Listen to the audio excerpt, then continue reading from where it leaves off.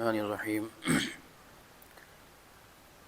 الحمد لأهله والصلاة والسلام على أهلها أما بعد فأعوذ بالله من الشيطان الرجيم بسم الله الرحمن الرحيم قال الله تبارك وتعالى في القرآن المجيد والفرقان الحميد أعوذ بالله من الشيطان الرجيم يا أيها الناس قوا أنفسكم وأهليكم نارا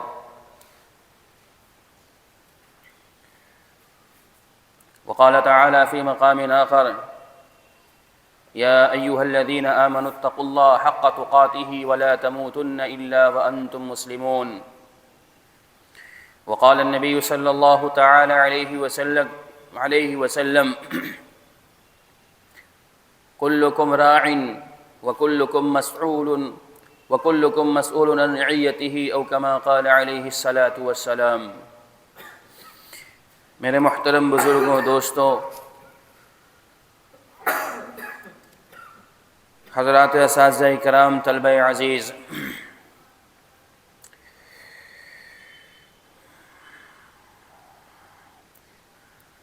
اللہ تعالیٰ نے جو انسان کو بنایا ہے،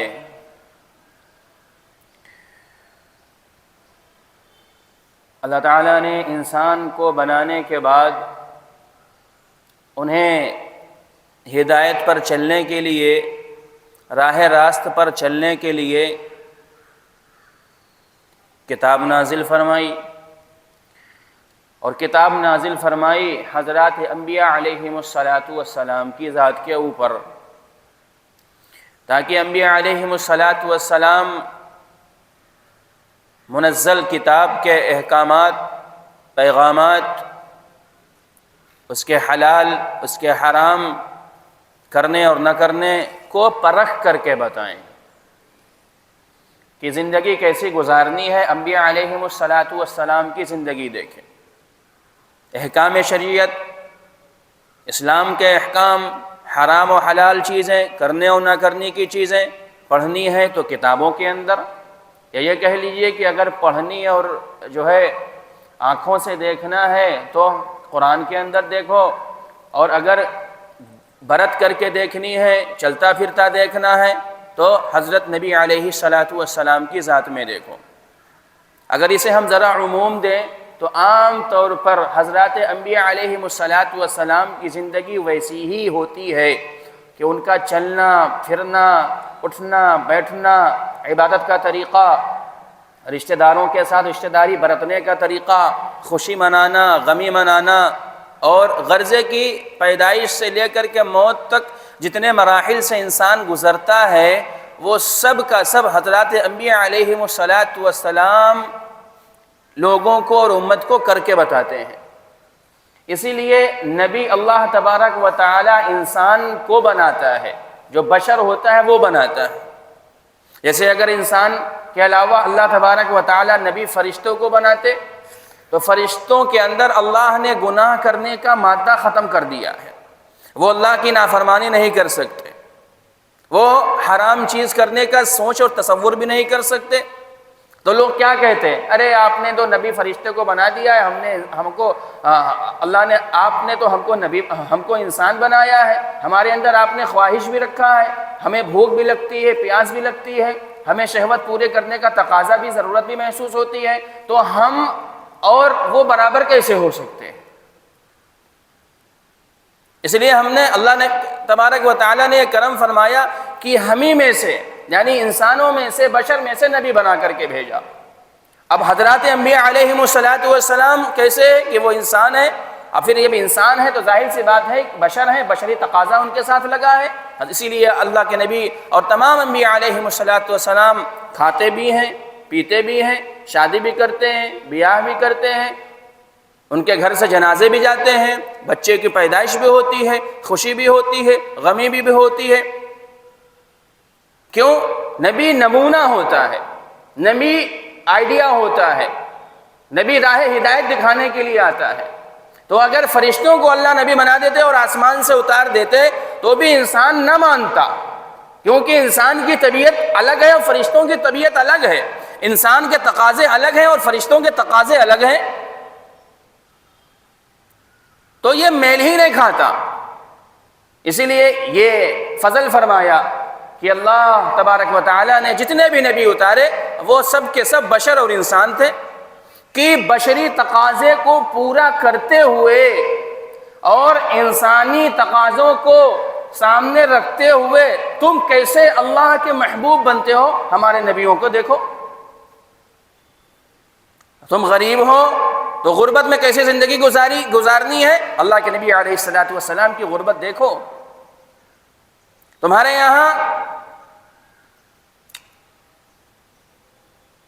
تمہارے یہاں پیدائش ہو رہی ہے بچوں کی پیدائش میں کیسے خوشی منانی ہے، ہمارے نبی کو دیکھو۔ ہم نے بچے پیدا کر کے ان کے یہاں دکھا دیے، 3 بیٹے اور 4 بیٹیاں پیدا کر کے دکھا دی کہ تمہارے گھر میں اگر جب ہم اولاد دیں تو تمہیں کیا کرنا ہے، اور پھر کثرت سے اولادوں کو، 3 بیٹیاں آپ کے سامنے جو وفات پائیں اور 3 بیٹے آپ کے سامنے، یہ 6 لوگ جو دنیا سے گئے، بیٹے کی وفات پر کیا عمل کرنا ہے، نبی علیہ الصلوۃ والسلام کی ذات کو دیکھو، کیا کرنا ہے تمہیں۔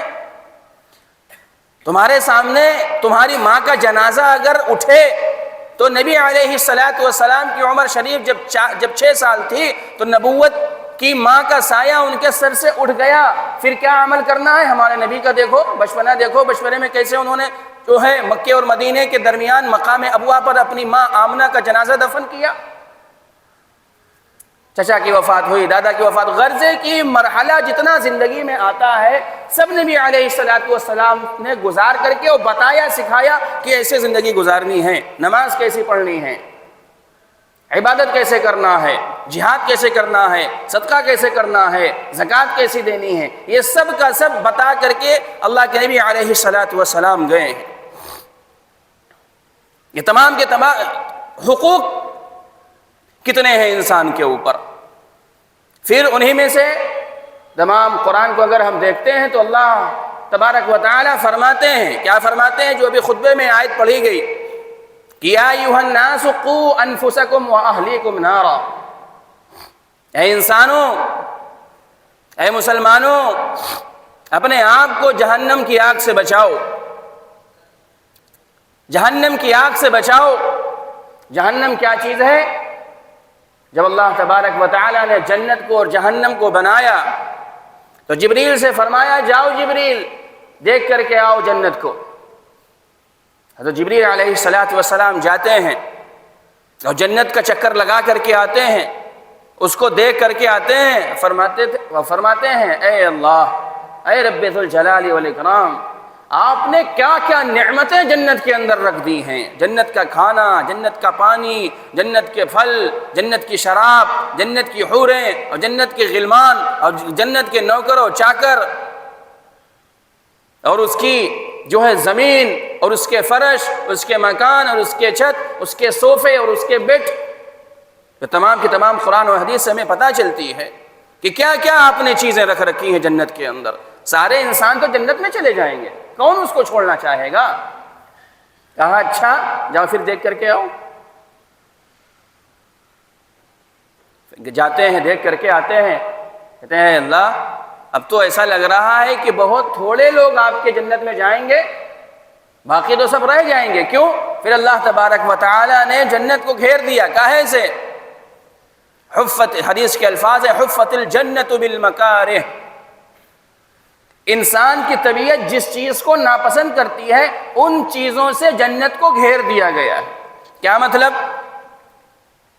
نماز، روزہ، حج، زکوٰۃ، صدقات، بھلائی کا حکم دینا، برائی سے روکنا، حلال پر زندگی گزارنا، حرام سے بچنا، سود سے بچنا، زنا سے بچنا، غیبت سے بچنا، چغلی سے بچنا، سود سے بچنا، یہ تمام چیزوں سے جنت کو گھیر دیا گیا۔ اب انسان اگر ان تمام چیزوں کی پابندی کرتا ہے، کرے گا تو جنت کے اندر داخلہ ممکن ہوگا اس کا۔ ہاں، نماز پڑھنا انسان کی طبیعت پر بھاری ہوتا ہے کہ نہیں ہوتا ہے؟ کاروبار چھوڑ کر کے کتنی طبیعت کے اوپر بھاری پن ہوتا ہے کہ ارے نماز، اور خاص طور پر پھر نماز عشاء اور فجر کی نماز، اور پھر سردی میں فجر کی نماز کتنی انسان کی طبیعت کے اوپر بھاری ہوتی۔ طبیعت میں یعنی طبیعت ناپسند کرتا ہے، طبیعت ناپسند کرتی ہے گرم بستر کو چھوڑ کر کے جانا فجر کے لیے. جنت کو مجاہدے اور محنت سے گھیر دیا گیا ہے. حفت الجنت بالمکارہ، ناپسندی چیزیں، یعنی انسان کا جو نفس لگا ہے، نفس کے اوپر بوجھ پڑتا ہے نمازوں میں جانے. ظاہر سی بات ہے، نفس تو شیطان کے بہکاوے میں گناہ کی طرف جاتا ہے. ان النفس لامارۃ بالسوء، قرآن میں دوسری جگہ ارشاد فرمایا گیا کہ نفس تو انسان کو گناہ اور برائی کا حکم دیتا رہتا ہے. نفس کا مطلب شیطان. وما ابرئ نفسی ان النفس لامارۃ بالسوء، امارہ فرمایا گیا ہے، بار بار مستقل اسم تفضیل کا صیغہ فرمایا گیا. امارۃ، مستقل انسان کو اس کے ساتھ جو نفس لگا ہے، جو شیطان لگا ہے، وہ برائی کا حکم کرتا رہتا ہے. یوسوس فی صدور الناس، اسے دوسری جگہ ارشاد فرمایا گیا. انسان کے قلب میں، حدیث سے پتہ چلتا ہے، روایت ہے کہ قلب کے پاس، دل کے پاس اللہ نے ایک شیطان بیٹھا رکھا ہے، سب کے ساتھ ہوتا ہے، جو انسان کے دل میں وسوسہ ڈالتا رہتا ہے، نافرمانیوں کا، برائی کا، لذت میں پڑنے کا، گناہ میں پڑ جانے کا، گناہ میں ملوث ہونے کا ڈالتا رہتا ہے. یوسوس فی صدور الناس. تو انسان کے ساتھ نفس لگا ہوا ہے. تو جنت کو ان تمام چیزوں سے گھیر دیا گیا ہے. اب انسان نفس پر غلبہ پائے گا، اگر نفس کو کنٹرول میں رکھے گا، ناپسندیدگی اور طبیعت کے خلاف عمل کرتے ہوئے عبادت کرے گا جا کر کے. زکوٰۃ، اب نفس وسوسہ ڈال رہا ہے، یار ابھی زکوٰۃ آپ نکال دو گے تو مال کم ہو جائے گا، صدقہ دے دو گے تو مال کم ہو جائے گا. ابھی لیٹے رہو، کیا کرنا اٹھ کر کے، ابھی تو اذان ہوئی ہے، ابھی لیٹے رہو تھوڑی دیر. ابھی گراہک ہیں، ابھی دکان سے کیا کرنا اٹھ کر کے، ابھی گراہک چلے جائیں گے تو ابھی یہاں مصلی بچھا کر کے نماز جماعت چلی جائے گی، ابھی پڑھ لیں گے. ابھی گراہک ہے، گراہک دیکھ لینے دے. گراہک چلے جائیں گے تو پیسے کہاں سے آئیں گے؟ کیوں؟ کیونکہ نظر رزاق کی طرف نہیں ہے کہ رزق دینے والا کون ہے. وہی اللہ جس نے اس وقت تمہارے دکان کے اوپر کسٹمر کو بھیجا ہے، وہی اللہ تمہارے نماز پڑھنے کے بعد بھی تمہارے پاس بھیج سکتا ہے. تمہارے نماز پڑھنے کی وجہ سے تمہاری بکری نہ ہو یا تمہارا کسٹمر ادھر ادھر چلا جائے، ایسا نہیں ہو سکتا. جو رزق تمہارے مقدر میں ہوگی وہ رزق تمہارے پر آ کر کے رہے گا. یہ ہماری خام خیالی ہے، یہ ہمارے ایمان کی کمزوری کی علامت ہے کہ ہم ایک کسٹمر اور ذرا سی وجہ کے بنا کے اوپر ہم نمازوں کو چھوڑ دیتے ہیں، گناہ میں ملوث ہو جاتے ہیں. ایسا نہ ہوگا تو ایسا کر دیں گے ہم. کیوں؟ شیطان وسوسہ ڈالتا ہے. ان الشیطان یعدکم الفقر، قرآن میں دوسری جگہ ارشاد ہے. شیطان ایمان والوں کے دل میں اور انسانوں کے دل میں وسوسہ ڈالتا رہتا ہے، یار مال چلا جائے گا، مال کی حفاظت کرو، مال کماؤ، مال کہاں سے آئے گا، مال نہیں ہوگا تو زندگی کیسی اچھی بنے گی، مال نہیں ہوگا تو یہ کیسے ہوگا. الشیطان یعدکم الفقر، قرآن میں ارشاد فرمایا گیا. وسوسہ ڈالتا ہے انسان کی طبیعت کے اوپر. تو جنت، اب انسان کو پوری زندگی اپنی ان تمام تکلیف والی چیزوں پر، اچھا تکلیف والی چیزیں جب انسان عمل کرنے لگتا ہے تو چیزیں آسان ہو جاتی ہیں. آپ ایسا کچھ نہیں ہے کہ انسان کے بس میں نہیں ہے. انسان اگر نفس پر غلبہ کرے، صالحین کی صحبت میں رہے، نیکوں کی صحبت میں رہے، تو ایسا نہیں ہے کہ انسان اس کے اوپر بھاری ہو جائے. اللہ تعالیٰ کے فضل سے انسان شیطان پر بھی غالب ہو جاتا ہے. دعائیں اللہ نے رکھی ہیں، دعاؤں کا اہتمام رکھا ہے، عبادت کا اہتمام رکھا ہے، اس سے شیطان کا زور کم ہوتا ہے. جی، جیسے حدیث کے اندر ہے کہ جب انسان گناہ کرتا ہے تو اس کے دل کے اوپر ایک سیاہ دھبا پڑ جاتا ہے. اب وہ دھبا بڑھتا رہتا ہے. اب انسان توبہ کر لیتا ہے تو توبہ کی وجہ سے اللہ اس قلب کو صاف کر دیتے ہیں، اور اگر نہیں کرتا تو سیاہ ہو جاتا ہے اور دل پورا ہو جاتا ہے کالا. اب انسان گناہ کو گناہ سمجھنا ہی چھوڑ دیتا ہے.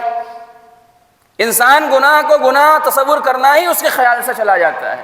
اب انسان کرتا ہے فافعل ما شئت اذا فاتك الحیاء اذا فاتك عنك الحیاء فافعل ما شئت، کہ جب حیا نکل گئی دل سے اور جب دماغ سے شرم چلی گئی تو اب جو چاہو وہ کرو.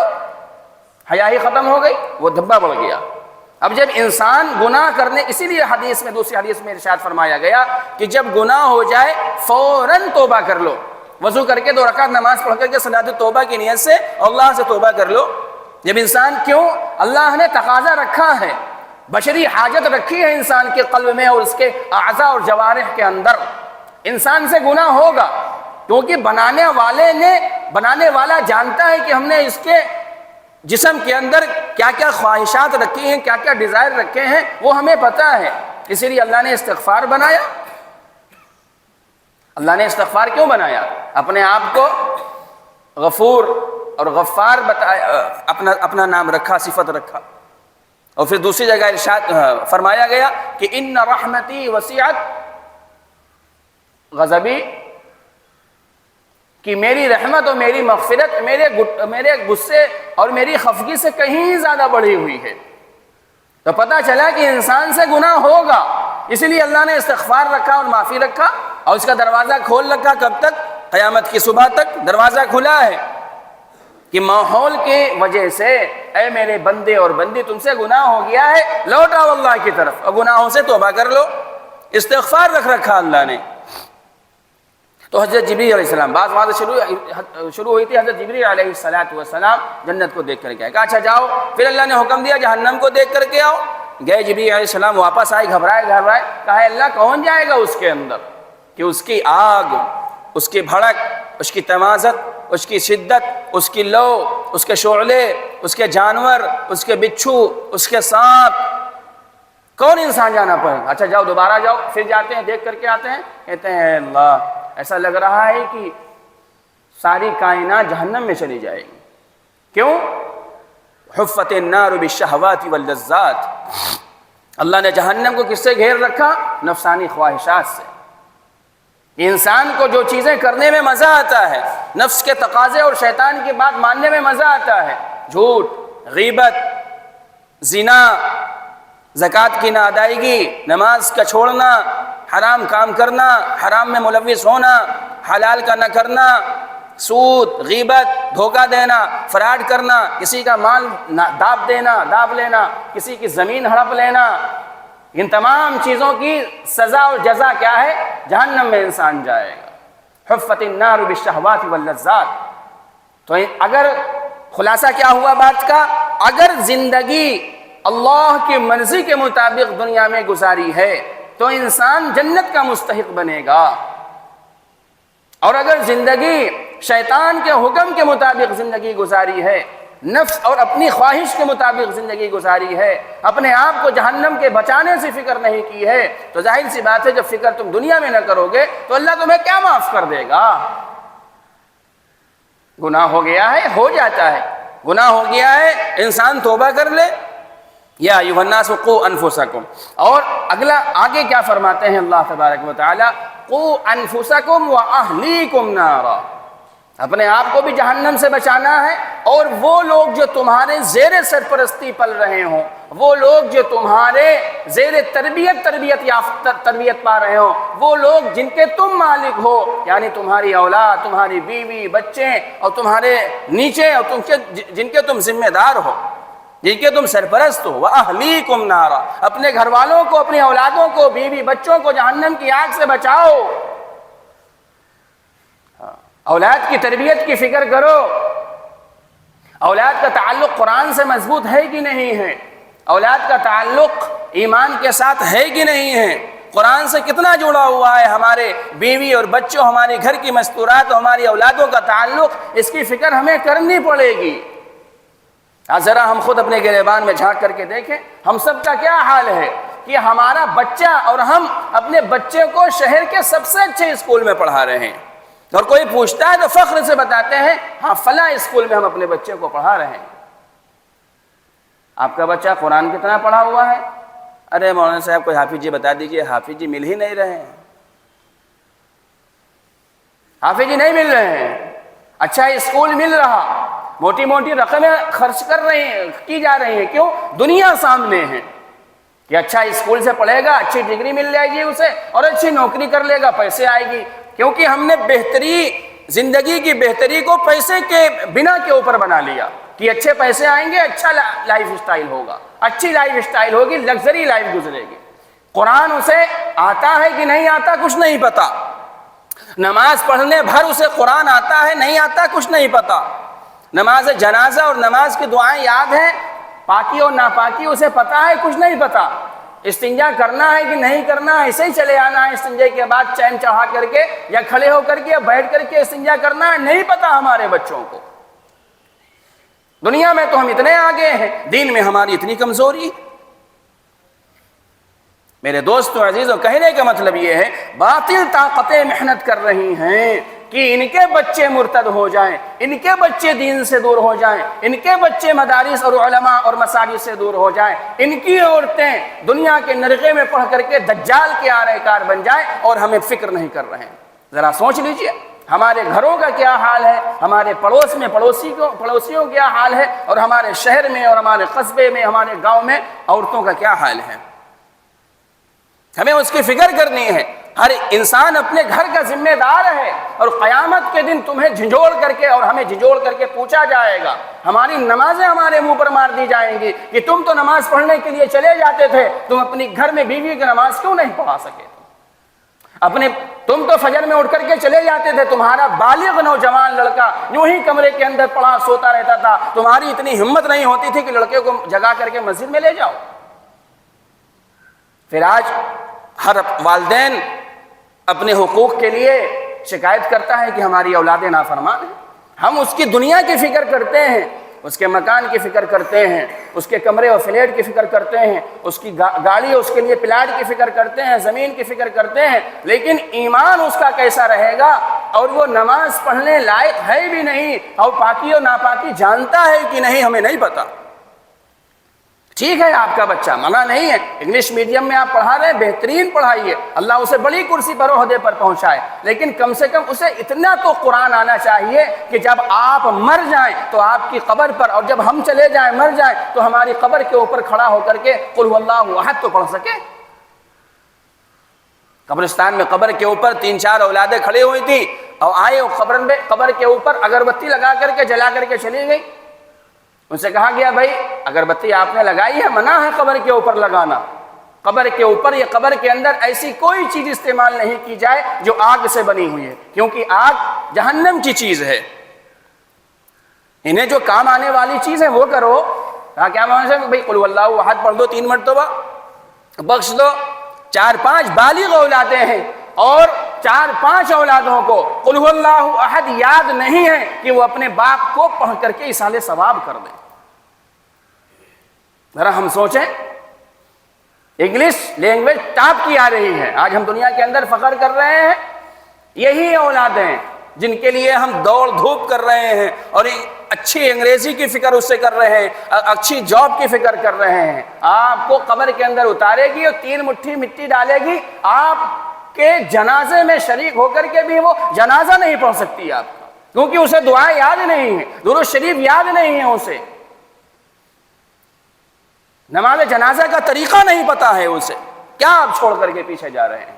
کیا آپ کو پہنچا جائے؟ انگریزی کی کتابیں ایصال ثواب کر دے گا، ABCD اور ایصال ثواب کر دے گا آپ کو؟ قرآن یہ اپنی آخرت بنائیے۔ اچھی بات ہے آپ کا بچہ پڑھ رہا ہے اسکول میں، لیکن آپ کے محلے میں جو مکتب قائم ہے جسے ہم حقیر سمجھ رہے ہیں، چھوٹا سمجھ رہے ہیں، ہماری مساجد کے اندر جو ہمارے امام مولانا صاحب حافظ جی جو مکتب پڑھا رہے ہیں ظہر سے عصر یا عصر سے عشاء یا مغرب سے عشاء تک کے، اسے آپ کم نہ سمجھیے۔ اس ماحول میں اس مکتب میں اپنے بچوں کو بھیجیے، اگر نہیں مکتب قائم ہے تو حافظ جی کو یا عالم صاحب کو اپنے گھر میں لگائیے، اپنے بچوں کو ان سے قرآن پڑھوائیے۔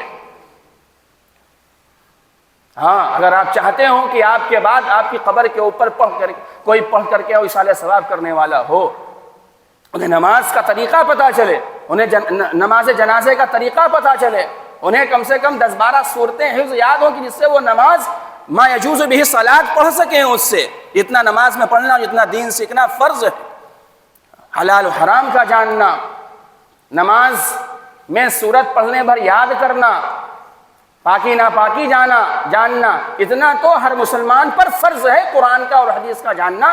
آپ نہ حافظ عالم بنائیے، کوئی نہیں کہہ رہا ہے آپ کو، آپ اپنے اسکول میں پڑھائیے، لیکن کم سے کم اسے قرآن تو بتائیے، سکھائیے۔ باطل طاقتیں محنت کر رہی ہیں اس کے خلاف، لیکن ہم خواب خرگوش کی طرح سوئے پڑے ہیں۔ 5 گھنٹہ 6 گھنٹہ ہمارا بچہ اسکول میں پڑھ کر کے آتا ہے، پھر اب اسکول کے ساتھ ساتھ 2 گھنٹے، اب وہ 3 گھنٹہ اور 2 گھنٹے کیا کرے گا؟ کوچنگ کرے گا۔ یہ یوں ہی نہیں ہو رہا، یہ سازش کے تحت ہے۔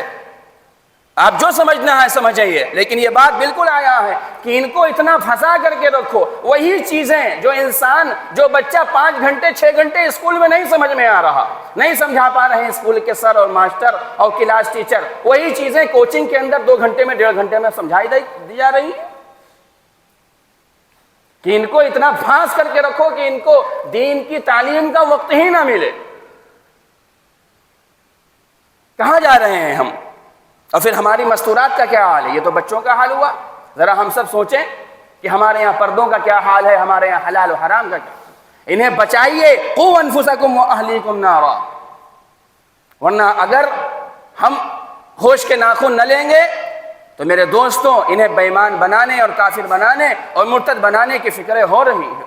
ہم آنکھ موند کر لیں کہ اندھیرا ہے، سورج نہیں نکلا ہے، تو آنکھ بند کیے رہیے، آپ کو لوگ بیوقوف کہیں گے۔ جب آپ کی آنکھ کھلے گی تو دیر ہو چکا ہوگا اور ہر طرف کفر و ضلالت کا اندھیرا ہی اندھیرا چھایا رہے۔ ہمیں سمجھنا چاہیے، ہم اپنے گھر کا بھی ماحول ٹھیک کریں، دنیا کی ٹھیک کرنے کی فکر کی ضرورت نہیں ہے۔ سب سے پہلے اپنے گھر کے ہم ذمہ دار، میں اپنے گھر کا ذمہ دار ہوں، آپ اپنے گھر کے ذمہ دار ہیں، اپنے بچوں کے ذمہ دار ہیں، اپنی بیوی کے ذمہ دار ہیں۔ ہماری بیوی 5 وقتہ نمازی ہے کہ نہیں ہے؟ اس کا رہنا سہنا کن کے ساتھ ہے؟ اگر تعلقات غیر مسلموں کے ساتھ ہیں، غیر مسلم عورتوں کے ساتھ ہیں، غیر مسلم سہیلیاں ہیں، تو کون کون سی غیر مسلم سہیلیاں ہیں؟ غیر مسلم عورتیں بھی سازش کر رہی ہیں اور ان تنظیموں کے ساتھ جڑی ہوئی ہیں جو مسلمان بچیوں کو بہکانے کے اندر پورا رول ادا کر رہی ہیں۔ پردہ ہو رہا ہے کہ نہیں ہو رہا؟ بہت سے گھر ایسے ہیں ہمارے کہ پردہ ہوتا ہے ان کے ہاں، لیکن شادی بیاہ جب ہوتی ہے تو پردہ اور نقاب اٹھا کر کے دور پھینک دیا جاتا ہے، اور شادی کے اندر پھر مرد و زن کا مخلوط ماحول۔ پردہ کر رہی ہیں، باپردہ ہیں عورتیں، کہیں آتی جاتی ہے پردہ کرتی ہیں، لیکن شادی میں وہ پردہ ان کی عقلوں اور بھیجے کے اوپر پڑ جاتا ہے، مرد بے غیرت بن جاتا ہے۔ کیسے انسان کی طبیعت ہوتی ہے اور کیسے ہماری طبیعت بن گئی ہے کہ ہم اپنی بیویوں کو اور شادیوں میں اپنے دوستوں کی ملاقاتیں اپنی بیویوں سے کرا رہے ہیں۔ بھائی مرد کی مرد سے دوستی، عورتوں کی عورتوں سے دوستی، لیکن یہ مغربی کلچر، یہ مغربی تہذیب جو ہمارے گھروں کے اندر سرایت کر گیا۔ ہم اتنے پاور میں نہیں ہیں کہ ہمارا بچہ 12-13 سال کا ہو گیا تو ہم اسے ڈانٹ کر کے نماز پڑھا سکیں۔ ہمیں فکر کرنے کی ضرورت اپنے گھروں کی، ایک یہ آگ لگی ہوئی ہے، آگ سے حفاظت کی ہمیں فکر کرنے کی ضرورت ہے۔ تھوڑا سا وقت نکالنا پڑے گا گھر کی فکر کرنے کے لیے۔ رزق جتنا مقدر میں لکھا ہے وہ تو آ کر کے رہے گا۔ جہاں ہم دکان کی فکر کر رہے ہیں، جہاں ہم جاب کی فکر کر رہے ہیں، جہاں ہم تقاضا کرنے اور پیسے وصول کرنے کی فکر کر رہے ہیں، وہی ہمیں یہ بھی فکر کرنا چاہیے کہ دین کی باتیں عورتوں تک پہنچ رہی ہے کہ نہیں پہنچ رہی۔ مرد حضرات تو بیان میں بھی آ جاتے ہیں، جلسے میں آ جاتے ہیں، چھوٹی موٹی کوئی دینی تقریب ہو آ جاتے ہیں، لیکن عورتیں کہاں جاتی ہیں؟ عورتوں کی اگر ہم دین کی فکر نہ، کیونکہ عورتوں کی تربیت کا اسلام نے بہت زیادہ اہمیت کے ساتھ عنوان بیان کیا ہے۔ اگر گھر میں عورت پڑھی لکھی ہے، مستورات پڑھی لکھی ہیں، تو ظاہر سی بات ہے نسل نو جو پروان چڑھے گی وہ اسلام کے سپاہی اور محمدی غلام بن کر کے نکلیں گے۔ اگر کہتے ہیں کہ ماں کی گود انسان کا بچے کا پہلا اسکول اور مدرسہ ہوتا ہے، تو ہمیں اپنے ساتھ ساتھ اپنے گھر کا ماحول دینی بنانا پڑے گا۔ پہلے گھروں سے قرآن کی آواز آیا کرتی تھی، پہلے رات میں جلدی سونا اور صبح فجر میں بیدار ہو جانے کا ماحول ہوا کرتا تھا، آج ختم ہو گیا۔ محلے کی مسجدیں آپ دیکھ لیجئے کہ ایک سب بھی نمازیوں سے پوری نہیں ہو رہی فجر کے اندر۔ پھر ہم روتے ہیں کہ فلاں کی حکومت اور فلاں مسلط ہو گیا اور حالات بہتر نہیں ہیں اور یہ کر دیجئے اور وہ کر دیجئے۔ کیا ہمارے اندر جو ہے احساس نہیں جاگ رہا؟ قرآن میں ہے الم یأن للذین آمنوا ان تخشع قلوبہم لذکر اللہ۔ اللہ تعالیٰ ایمان والوں کو جوڑ رہے ہیں، اے ایمان والوں کیا اب بھی وقت نہیں آیا کہ تم توبہ کر کے میرے مرضی کے مطابق زندگی گزارو؟ الم یأن للذین آمنوا ان تخشع قلوبهم لذکر اللہ. ہم بات سنتے ہیں نکال دیتے ہیں, ہمیں کوئی فکر نہیں, ہم کوئی تربیت کی فکر نہیں کر رہے. اولاد میرے دوستو عزیزو بڑی اہم چیز ہے کہ ہم اپنی ماتحت کی فکر کریں. قرآن میں اسے ہمیں بتایا گیا, یا ایھا الناس قوا انفسکم واہلیکم نارا. بڑی اہمیت کے ساتھ عنوان اس کا بیان کیا گیا اور اس کا باب ذکر کیا گیا. قرآن حدیث کیا کہتی ہے؟ فرمایا گیا کلکم راع وکلکم مسئول عن رعیتہ. تم سب کے سب اللہ کے ماتحت ہو, اور جو تمہارے ماتحت ہے, جو تمہاری رعایا ہے, جس کے تم مالک و ذمہ دار ہو نان و نفقے کے, اس کے بارے میں تمہیں سوال ہوگا تم سے. جیسے اولاد کے اوپر ماں باپ کے حقوق ہیں, ایسے ہی ماں باپ کے اوپر اولاد کے بھی حقوق ہیں کہ اسے دینی تربیت کی جائے, اس کا اسلامی نام رکھا جائے, 7ویں دن اس کا عقیقہ کیا جائے, دینی ماحول میں اس کی تربیت کی جائے, دین کی ذمہ داریوں کے ساتھ, دین کے ماحول کے ساتھ, قرآن و حدیث کے سائے کے نیچے اس کی سرپرستی ہو. کوئی آپ سے نہیں کہہ رہا ہے کہ آپ اسکول سے نام کٹا لیں, ہرگز یہ بات نہ سمجھی جائے. نہ کوئی عالم منع کرتا ہے انگریزی تعلیم سے, دیجئے بہتر ہے, ضرورت ہے ہمیں ہر میدان میں آگے جانے کی, لیکن ایک بات ہم یہ کہہ رہے ہیں کہ اسے قرآن پڑھائیے. مسجد کے اندر, محلے کی مسجد میں اگر مکتب چل رہا ہے تو مکتب میں بھیجیے حافظ جی کے پاس, اسے دعائیں یاد ہوں گی, اسے نماز پڑھنے کا طریقہ وہ سکھائیں گے, انہیں قرآن وہ بتائیں گے. اگر نہیں ہے انتظام تو انتظام کرنے کی اہل محلہ کی ذمہ داری ہے. اگر اتنا بھی نہیں ہو رہا ہے تو کم سے کم ٹیوشن لگا کر کے قرآن کو پڑھوائیے, ورنہ باقی ماحول کیا چل رہا ہے آپ سب اور ہم سب خوب جانتے ہیں. اللہ تبارک و تعالی ہمیں کہنے سننے سے زیادہ خوب عمل کی توفیق عطا فرمائے. وآخر دعوانا الحمد للہ رب العالمین.